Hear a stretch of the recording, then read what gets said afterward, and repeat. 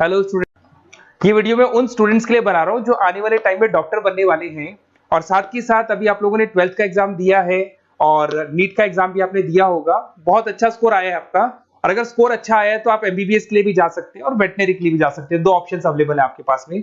अब देखिए, इसके अंदर जो डॉग लवर्स हैं या फिर अपन बोल सकते हैं जो एनिमल लवर्स हैं, इसमें सारे एनिमल्स कवर होते हैं, वो लोग इस वेटनरी वाले ऑप्शन को चूज कर सकते हैं। बहुत अच्छा ऑप्शन है, इसमें बहुत अच्छी अच्छी कैरियर अपॉर्चुनिटीज मिलेगी, बहुत अच्छा पैकेज मिलेगा और फ्यूचर ग्रोथ बहुत अच्छा है इसके अंदर। अभी अपन लोग डिस्कस करने वाले हैं veterinary, what is veterinary doctor, veterinary doctor क्या करता है, कैरियर अपॉर्चुनिटीज क्या क्या मिलेंगी इसमें, सैलरी क्या मिलेगा इसके अंदर, इंडिया में क्या सैलरी है और अब्रॉड में क्या सैलरी मिलेगा आपको, गवर्नमेंट कॉलेजेस क्या चार्ज करते हैं फीस, प्राइवेट कॉलेज क्या चार्ज करते हैं, पूरा डिटेल में डिस्कस करेंगे।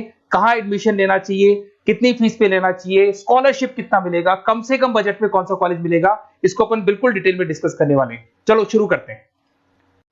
अब देखिए, एक वेटनरी डॉक्टर करता क्या, what the veterinary doctor will do. तो वेटनरी डॉक्टर बहुत सारे काम करता है। डायग्नोस्टिक का काम है, उसका ट्रीटमेंट का काम है, सर्जरी का काम है, प्रिवेंशन क्योर का काम है, इमरजेंसी केयर के लिए आपका जो एनिमल वेलफेयर हो गया, क्लाइंट एजुकेशन हो गया, ये सारे काम को करता है। जैसे अगर अपन डायग्नोस्टिक की बात करें तो एनिमल्स का एग्जामिनेशन करना है, उसका एक्सरे करना है, ब्लड टेस्ट करना है, उसमें वो काम करेगा।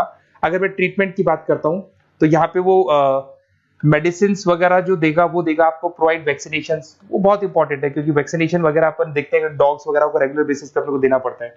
सर्जरीज हो गई, जैसे रूटीन सर्जरीज, कॉम्प्लेक्स सर्जरीज, ये सारे काम वो करेगा। उसके बाद प्रिवेंटिंग क्योर, वैक्सीनेशन वगैरह हो गया। उसके बाद में इमरजेंसी केयर के लिए वो जो काम करेगा, जैसे इमरजेंसी केयर में किसी को किसी एनिमल को कोई प्रॉब्लम आ गया तो उसका लाइफ सेविंग कैसे करना है, इमरजेंसी में कैसे लेना है उसको। एनिमल वेलफेयर में, जैसे जो एनिमल वेलफेयर ऑर्गेनाइजेशन होती है उसमें वो काम करेगा। उसके बाद में क्लाइंट एजुकेशन हो गया, जो भी आपके क्लाइंट्स होंगे जो डॉग रखते हैं, जो भी पेट रखते हैं, उनको क्या खिलाना है, उनको कैसे रखना है, उसके ऊपर डिस्कशन करेगा सारा का सारा। अब देखिए, मेन चीज इसमें आती है कैरियर अपॉर्चुनिटीज। क्या कैरियर अपॉर्चुनिटीज होगी, आप डॉक्टर बन जाएंगे तो डॉक्टर बनने के बाद में आपकी जॉब कहां लगेगी या फिर अपना खुद का प्राइवेट बिजनेस खोलेंगे, कैसे करेंगे आप। इसमें सबसे बढ़िया ऑप्शन है प्राइवेट क्लिनिक्स। ये लोग अपना खुद का प्राइवेट क्लिनिक खोलते हैं, small animal, large animal, mix दोनों के लिए खोल सकते हैं। तो प्राइवेट क्लिनिक के अंदर बहुत अच्छी अर्निंग है। अपन उसका जो सैलरी पार्ट है वो भी डिस्कस करेंगे नीचे। उसके बाद में आपका एनिमल हॉस्पिटल्स हो गए, प्राइवेट और गवर्नमेंट दोनों हॉस्पिटल है जहां पे जॉब लग सकती है। रिसर्च इंस्टीट्यूट्स हो गए जहां पे आपका जॉब लग सकता है, जैसे फार्मास्यूटिकल कंपनी हो गया, गवर्नमेंट एजेंसीज हो गया, यहाँ पे जॉब लग सकता है। उसके बाद में गवर्नमेंट एजेंसीज में public health agencies, department of agriculture, यहाँ आपका जॉब लग सकता है। कुछ लोग बोलते हैं जू हो गया, वाइल्ड लाइफ सेंचुरी हो गई, वहां आपका जॉब लग सकता है। जू, एक्वेरियम, यहाँ पे लग सकता है, वाइल्ड लाइफ सेंचुरीज में लग सकता है।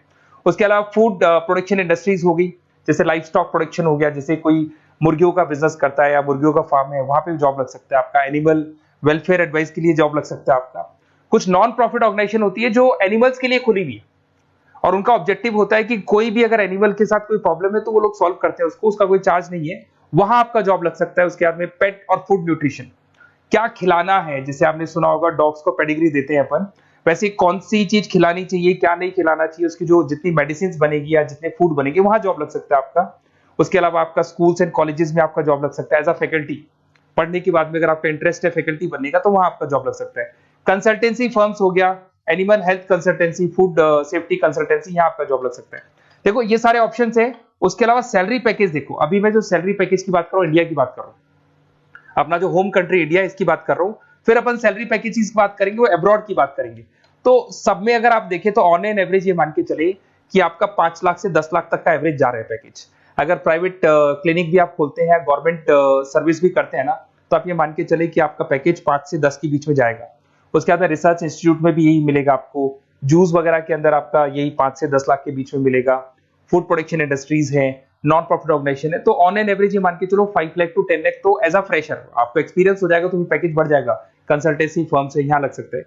बट अगर आप अब्रॉड का प्लान कर रहे हो ना, तो अब्रॉड के अंदर तो ये मान के चलो कि आपका जो सैलरी है उसके अंदर बहुत जबरदस्त मल्टीपल इंक्रीमेंट होने वाले हैं। अगर आप अब्रॉड का प्लान कर रहे हैं, अगर यूएस में अगर आपका जॉब लगता है तो मान के चले ऑन एन एवरेज $1 लाख है एनुअली। तो अगर $1 लाख का मतलब मान के चले तो 83 या 80 रुपीज राउंड फिगर में मानोगे तो भी 80 लाख रुपए आपको मिले। तो इसके अंदर एक बहुत अच्छा ऑप्शन है कि आप एज अ डॉक्टर बन के अब्रॉड भी जा सकते हैं। कुछ लोग हैं जो नहीं जाना चाहते बट कुछ जाना चाहते हैं तो जा सकते हैं, इसमें अब्रॉड भी जा सकते हैं।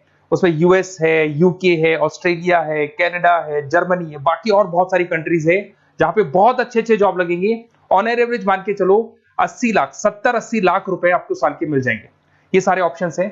अब मेन चीज पे आते हैं। देखो सीधी सी बात है, अगर इसको करना है तो उसको करने के लिए नीट में स्कोर कितना चाहिए, गवर्नमेंट कॉलेज क्या मांगेगा, प्राइवेट कॉलेज क्या मांगेगा। अगर मैं गवर्नमेंट कॉलेज की बात करता हूं तो नीट में मिनिमम 450 का मार्क्स चाहिए आप। अगर नीट में 450 मार्क्स नहीं है, प्लस आपका 12th में 50% कंपल्सरी, फिजिक्स, केमिस्ट्री, बायो से होना चाहिए, 50% होना चाहिए, और साथ के साथ नीट के अंदर 450 मार्क्स चाहिए। 5.5 साल का कोर्स है। गवर्नमेंट कॉलेज में अगर आपको मिल जाता है तो सबसे फर्स्ट ऑप्शन यही रखेंगे आप।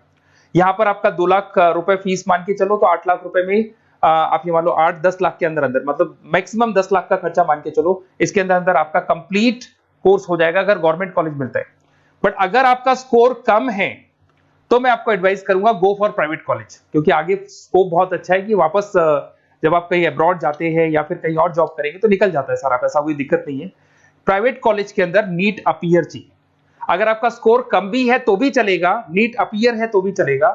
साथ के साथ अगर यहाँ पे ड्यूरेशन देखे तो वही कॉमन रहेगा। बट प्राइवेट कॉलेज में फीस बहुत हाई है। देखो आप 5.5 से लेके 7 लाख पर एनम मान के चलो तो पूरी फीस मान लो कम से कम 30-35 लाख के आसपास फीस बैठती है आपकी। अब इसमें हॉस्टल भी इंक्लूड नहीं है, हॉस्टल का अलग से चार्जेस लगने वाला है आपका। अब मैं जो आपको बताने वाला हूं उसको ध्यान से सुनना।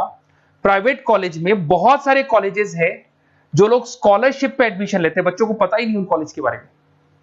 वहां पर हॉस्टल भी इंक्लूड हो जाएगा, स्कॉलरशिप भी मिल जाएगा, और बहुत मिनिमम फीस में आपका एडमिशन हो जाएगा।